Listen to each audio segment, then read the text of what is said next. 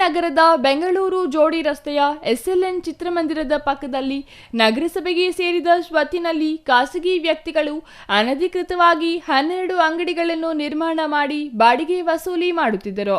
ನಗರಸಭೆಗೆ ಕಡಿಮೆ ಹಣ ಪಾವತಿ ಮಾಡಿ ಉಳಿದ ಅಂಗಡಿಗಳ ಬಾಡಿಗೆಯನ್ನು ಸಾವಿರಾರು ರೂಗಳಿಗೆ ಬಾಡಿಗೆ ನೀಡಿ ಮಜಾ ಮಾಡುತ್ತಿದ್ದರು.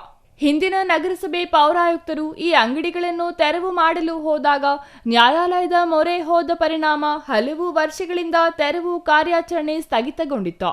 ಕೊನೆಗೂ ನ್ಯಾಯಾಲಯದಲ್ಲಿ ನಗರಸಭೆಯ ಪರ ಆದೇಶವಾದ ಹಿನ್ನೆಲೆಯಲ್ಲಿ ಜಿಲ್ಲಾಧಿಕಾರಿಗಳ ಆದೇಶದಂತೆ ಇಂದು ನಗರಸಭೆ ಪೌರಾಯುಕ್ತರು ಅಂಗಡಿಗಳನ್ನು JCB ಮೂಲಕ ಇಂದು ತೆರವು ಮಾಡುವಲ್ಲಿ ಯಶಸ್ವಿಯಾದರು.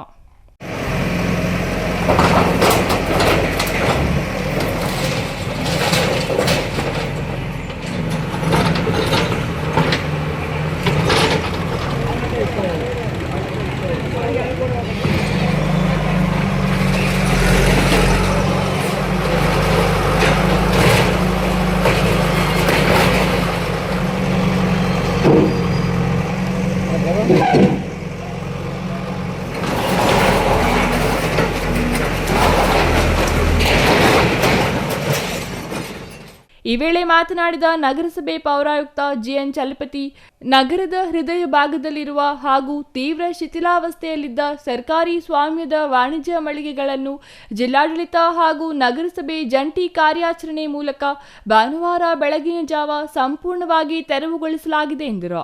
ಸುಮಾರು 80 ವರ್ಷಗಳ ಹಳೆಯದಾದ ಈ ಕಟ್ಟಡಗಳು ವಾಸಕ್ಕೆ ಹಾಗೂ ವಾಣಿಜ್ಯ ಬಳಕೆಗೆ ಯೋಗ್ಯವಾಗಿಲ್ಲ ಎಂದು ಲೋಕೋಪಯೋಗಿ ಇಲಾಖೆ ಫಿಟ್ನೆಸ್ ಸರ್ಟಿಫಿಕೇಟ್ ನೀಡಿದ ಹಿನ್ನೆಲೆಯಲ್ಲಿ ಈ ಕ್ರಮ ಕೈಗೊಳ್ಳಲಾಗಿದೆ. ಈ ಜಾಗವನ್ನು ಸಾರ್ವಜನಿಕರು ಅಪಾರ್ಟ್ ಮಾಡಿಕೊಂಡು ನಿಯಮ ಬಾಹಿರವಾಗಿ ಇತರರಿಗೆ ಸಬ್ಲೀಸ್ಗೆ ನೀಡಿದ್ದರು ಎಂದರು. ಸೆಷನ್ ಟ್ಯಾಕ್ಸ್ ವ್ಯಾಪ್ತಿಯಲ್ಲಿದ್ದ ಸುಮಾರು 12 ಅಂಗಡಿಗಳನ್ನು ಕೇವಲ 2 ವ್ಯಕ್ತಿಗಳು ಅನಾಮಧೇಯವಾಗಿ ನಿಯಂತ್ರಿಸುತ್ತಿದ್ದರು. ತಿಂಗಳಿಗೆ ಕೇವಲ 17ರಷ್ಟು ಅತ್ಯಲ್ಪ ಬಾಡಿಗೆಯನ್ನು ನ್ಯಾಯಾಲಯಕ್ಕೆ ಪಾವತಿಸುವಂತೆ ವ್ಯವಸ್ಥೆ ಮಾಡಿಕೊಂಡು ಕಳೆದ ಹಲವು ವರ್ಷಗಳಿಂದ ಕಾನೂನು ಹೋರಾಟದ ನೆಪದಲ್ಲಿ ಸರ್ಕಾರಿ ಆಸ್ತಿಯನ್ನು ದುರ್ಬಳಕೆ ಮಾಡಿಕೊಳ್ಳುತ್ತಿದ್ದರು. ಇದರಿಂದ ಸರ್ಕಾರಕ್ಕೆ ಭಾರೀ ನಷ್ಟ ಉಂಟಾಗುತ್ತಿತ್ತು. ದಲಿತ ಸೇನೆಯ ಬೀಡಾ ಶ್ರೀನಿವಾಸ್ ಸೇರಿದಂತೆ ಹಲವು ಸಂಘ ಸಂಸ್ಥೆಗಳು ಈ ಒತ್ತುವರಿ ತೆರವುಗೊಳಿಸುವಂತೆ ಸತತವಾಗಿ ಒತ್ತಾಯಿಸಿ ಮನವಿ ಸಲ್ಲಿಸಿದ್ದೆವು. ದಲಿತ ಸೇನೆ ರಾಜ್ಯ ಖಜಾಂಚಿ ಬೀಡಾ ಶ್ರೀನಿವಾಸ್, ನಗರಸಭೆಗೆ ಸೇರಿದ ಸ್ವತ್ತಿನಲ್ಲಿ ಖಾಸಗಿ ವ್ಯಕ್ತಿಗಳು ಅನಧಿಕೃತವಾಗಿ ಕಟ್ಟಡ ನಿರ್ಮಾಣ ಮಾಡಿ ಕೆಲವರು ಸ್ವಂತವಾಗಿ ವ್ಯಾಪಾರ ವಹಿವಾಟು ನಡೆಸುತ್ತಿದ್ರು. ಇನ್ನು ಕೆಲವರು ಅಂಗಡಿಗಳನ್ನು ಬಾಡಿಗೆಗೆ ಕೊಟ್ಟು ತಿಂಗಳಿಗೆ ಸುಮಾರು 50,000 ರೂಗಳಿಗೂ ಹೆಚ್ಚು ಬಾಡಿಗೆ ವಸೂಲಿ ಮಾಡುತ್ತಿರುವ ಬಗ್ಗೆ ನಗರಸಭೆ ಅಧಿಕಾರಿಗಳಿಗೆ ಹಲವು ವರ್ಷಗಳಿಂದ ಲಿಖಿತ ದೂರು ಸಲ್ಲಿಸಿದ್ರು. ಎಂದಿನಂತೆ ಸರ್ಕಾರಿ ಪ್ರಾಪರ್ಟಿ ಏನಿದೆ ಸೆಷನ್ ಟ್ಯಾಕ್ಸ್ ಮುಂಬಾಗಿರುವಂಥ ಒಂದು 12 ಅಂಗಡಿಗಳನ್ನು ಸುಮಾರು ವರ್ಷಗಳಿಂದ ಇಬ್ಬರು ವ್ಯಕ್ತಿಗಳು ಇದನ್ನು ಸುಮಾರು ಒಂದು 7 ರೂಪಾಯಿಂದ ಹಿಡಿದು 17 ರೂಪಾಯಿವರೆಗೂ ಬಾಡಿಗೆ, ಕಡಿಮೆ ಬಾಡಿಗೆಯಲ್ಲಿ ನ್ಯಾಯಾಲಯಕ್ಕೆ ಕೊಡೋ ಥರ ಮಾಡಿಕೊಂಡು ನ್ಯಾಯಾಲಯದಲ್ಲಿ ದಾವೆ ಓಡಿಕೊಂಡು ಇದನ್ನು ಸುಮಾರು ದಿನಗಳಿಂದ ನ್ಯಾಯಾಲಯದ ದಾವೆ ಇತ್ತು. ಆಮೇಲೆ ನಾನು ಬಂದ ತಕ್ಷಣ ಇದನ್ನು ಪ್ರೋಸೆಸ್ ಮಾಡಿದ್ವಿ. ಈಗಾಗಲೇ ಇದನ್ನು ತೆರವು ಮಾಡಿಸ್ಬೇಕಂತ ಹಲವಾರು ಸಂಘ ಸಂಸ್ಥೆಗಳು ಸಹ ಪತ್ರಿಕೆಗಳಲ್ಲಿ ನಾನು ಓದಿದ್ದೆ. ನಮ್ಮ ದಲಿತ ಸೇನೆ ಬೀಡಾ ಶ್ರೀನಿವಾಸ್ ಅವರು ಸಹ ಇದನ್ನು ತೆರವುಗೊಳಿಸಬೇಕು ಅಂತ ನನಗೆ ಈಗಾಗಲೇ ಮನವಿ ಸಹ ಕೊಟ್ಟಿದ್ದರು. ಆಮೇಲೆ ನಾನು ಕಡತಗಳನ್ನು ಪರಿಶೀಲನೆ ಮಾಡಲಾಗಿ ಇದನ್ನು ಇಬ್ಬರು ವ್ಯಕ್ತಿಗಳು ಅನಾಮಧೇಯವಾಗಿ ಇಟ್ಕೊಂಡು ಅದನ್ನು ಸಬ್ಲೀಸ್ ಕೊಟ್ಕೊಂಡು ಅದನ್ನು ಎಂಜಾಯ್ಮೆಂಟಲ್ಲಿದ್ದರು. ಸೊ ಹಂಗಾಗಿ ಈ ಕೂಡಲೇ ನಾನು ಮನೆ ಜಿಲ್ಲಾಧಿಕಾರಿಗಳ ಗಮನಕ್ಕೆ ತಂದಾಗ ಜಿಲ್ಲಾಧಿಕಾರಿಗಳು ನ್ಯಾಯಾಲಯದಲ್ಲಿ ಪ್ರಕರಣವನ್ನು ಇತ್ಯರ್ಥ ಮಾಡಿದ ಮೇಲೆ ಮಾಡೋಣ ಅಂತ ಹೇಳಿದರು.